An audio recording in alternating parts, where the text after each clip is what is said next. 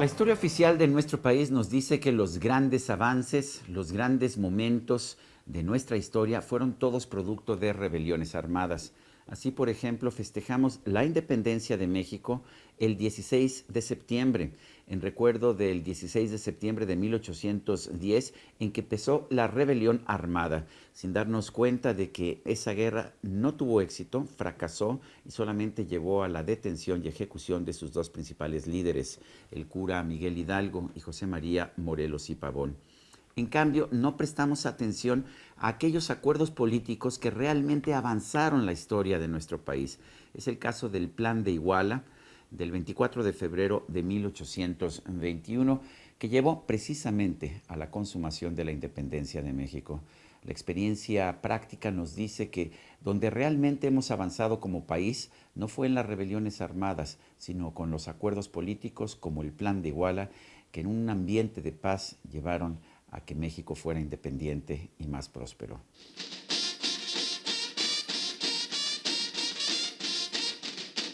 Desde los primeros años de escuela se nos enseña a los mexicanos a entender la independencia como un proceso que empezó y virtualmente terminó con el Grito de Dolores del 16 de septiembre de 1810.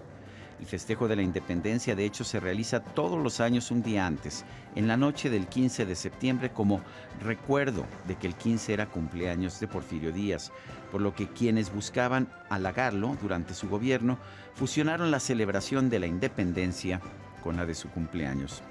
El 15 o el 16 de septiembre, sin embargo, son fechas curiosas para festejar la independencia de México. ¿Y por qué? Bueno, en primer lugar porque el cura Hidalgo no pidió el 16 de septiembre de 1810 la independencia de México, sino que planteó conservar la corona de la Nueva España para el gobernante legítimo de la dinastía española, Fernando VII el Deseado, y solamente rechazaba al monarca impuesto por el francés Napoleón Bonaparte. No solo no buscaba la independencia de México el cura Hidalgo, sino que no tuvo éxito en su lucha armada contra el gobierno virreinal. Hidalgo fue derrotado, detenido y ejecutado el 30 de julio de 1811, apenas 9 meses después de iniciada su rebelión. José María Morelos, su sucesor en la dirigencia de la lucha armada, también fue derrotado y fusilado, el 22 de diciembre de 1815.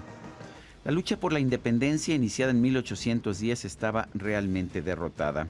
Quedaron solamente algunos focos de resistencia, como el grupo que representaba Vicente Guerrero en las sierras del sur, pero no tenían realmente ninguna posibilidad de derrotar a las tropas virreinales. Por lo menos no la tenían hasta que entró en escena Agustín de Iturbide. El abrazo de Acatempan es un acontecimiento histórico que, bajo este título metafórico, conmemora el encuentro que tuvieron Vicente Guerrero y Agustín de Iturbide. El significado es definitivo, porque con este acuerdo al que llegaron ambos caudillos, de hecho concluye la lucha por la independencia de México. Pocos reconocemos esto, dada nuestra historia cívica, que ubica la Revolución de Independencia, y la que se inició en 1910 por el cura Hidalgo, como si esta hubiera sido la que triunfó.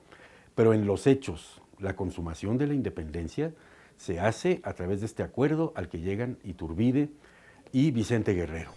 Iturbide era un militar en el ejército realista y en su momento llegó a tener simpatías por el movimiento independentista. El cura Hidalgo, de hecho, le ofreció en su momento ser teniente general del movimiento insurgente, pero Iturbide, quien sin duda se daba cuenta de las pocas posibilidades de éxito de ese movimiento, optó por declinar. Pasó el tiempo e Iturbide estuvo ascendiendo en el escalafón militar del virreinato hasta el grado que llegó a ser el jefe máximo de las tropas virreinales. Él siempre decía que aborrecía el derramamiento de sangre que estaba teniendo lugar en el país y consideraba que la única solución duradera era un acuerdo entre insurgentes y realistas. Al mismo tiempo defendía la acción militar en contra de los insurgentes porque consideraba que estos estaban haciendo un daño enorme a la economía del virreinato. De manera sorprendente, el 4 de febrero de 1821, Iturbide tomó la iniciativa para lograr la independencia de México. Él fue quien le propuso a Vicente Guerrero, en una carta, un acuerdo por medio del cual las tropas de ambos pudieran unirse para declarar la independencia. Guerrero sabía que no tenía realmente posibilidad de derrotar a los realistas y por ello aceptó. Iturbide y Guerrero se reunieron en Acatempan y con un abrazo sellaron su acuerdo. Guerrero aceptó de hecho colocar a sus tropas al mando de Iturbide. Después de los acuerdos al que llegaron los caudillos, pues ambos redactaron un plan mediante el cual hacían las primeras condiciones para que existiera el México independiente. Muchas de ellas tienen que ver con la forma de gobierno. De hecho, el Plan de Iguala reconoce que México debería de ser, a partir de su independencia, una monarquía constitucional, sujeta al, en este momento, príncipe en desgracia, Fernando VII, que está destronado de la corona de España. Entonces, el Plan de Iguala significa que para México el gobierno debería ser monárquico y de preferencia presidido por un monarca español, en este caso Fernando VII. Tras el abrazo de Acatempan y ya con una superioridad militar incuestionable en el país, Iturbide empezó a realizar el trabajo político. El 24 de febrero de 1824 proclamó el Plan de Iguala. En este establecía un programa político de 24 puntos en el que procuraba conciliar las posiciones de conservadores y liberales. Lo más importante es que el Plan de Iguala proclamaba la independencia de México bajo un régimen monárquico moderado por una constitución. Se proponía ofrecer la corona del nuevo país independiente al español Fernando VII, lo cual hacía la independencia aceptable a los grupos conservadores y monárquicos de nuestro país. Creaba también una junta gubernativa para regir sobre los destinos de México mientras Fernando decidía si aceptaba o no la corona del México independiente. Se le presta poca atención a este pacto y a este Plan de Iguala porque es el triunfo de las fuerzas conservadoras, de las fuerzas que querían todavía un régimen monárquico para México y no una independencia cabal, una autonomía, una plenitud soberana. Este era el pensamiento del México conservador. Los acuerdos de Iguala significan que había que dejar contenta esta parte de los mexicanos, que era una buena porción de la población que estaba todavía en la órbita conservadora, en la órbita monárquica. Pero cuando se consuma la independencia de México con base en este plan, la división entre fuerzas realistas, fuerzas conservadoras y las fuerzas independentistas se vuelve un solo proyecto de nación. Es poco recordado porque en el siglo XIX habrían de vivir todavía México una serie de convulsiones, muchas guerras intestinas, protagonizadas por conservadores y liberales. Al final de estas pugnas, después de largos 30 años, logran triunfar los liberales que tenían el plan republicano, federalista, con un Estado independiente. Por eso, en la historia oficial, este acto fundacional, fundamental de nuestra independencia, pues ha quedado un tanto relegado. Entonces nos atenemos más al grito heroico de Miguel Hidalgo. El Plan de Iguala creó también el Ejército Trigarante, que con un estandarte tricolor, verde, blanco y rojo, buscaba defender la religión, la independencia y la unión entre los mexicanos. Este estandarte fue origen de la bandera nacional y el Ejército Trigarante se convirtió en la base del ejército mexicano. Hasta la fecha se festeja el 24 de febrero el Día de la Bandera, en recuerdo de aquel estandarte tricolor que asumió Iturbide para su ejército.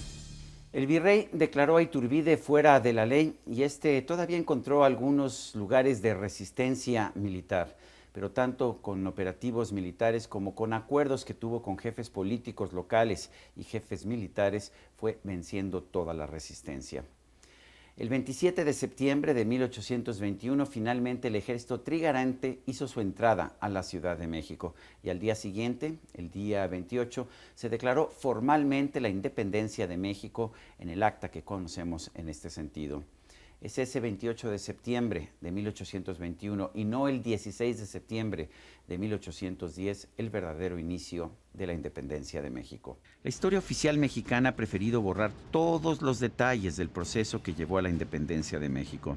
Prefiere celebrar a quienes fracasaron en el intento, como Hidalgo, y esconder en los cajones de las cosas inútiles a quienes por actos militares y sobre todo por acuerdos políticos conquistaron la independencia. Iturbide es un personaje tan odiado en la historia oficial que se ha tratado de ocultar su papel protagónico en la independencia.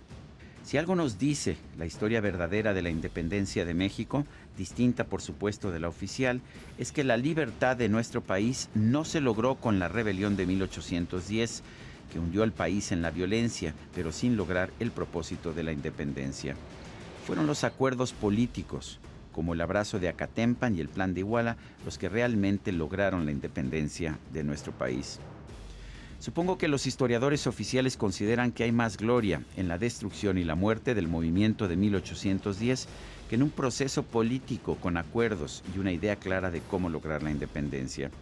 Pero esa es una actitud generalizada en una visión de la historia que siempre considera que es más valiosa la violencia que los acuerdos que construyen instituciones. La guerra de independencia que inicia en 1810, encabezada por Hidalgo y seguida por Morelos, significó una gran conflagración, se interrumpieron las inversiones, México se enfrentó y el resultado fue que al cabo de un año escaso fueron fusilados los dos líderes principales de este movimiento de independencia y no se hizo ningún arreglo con carácter autónomo para la reivindicación de un México independiente.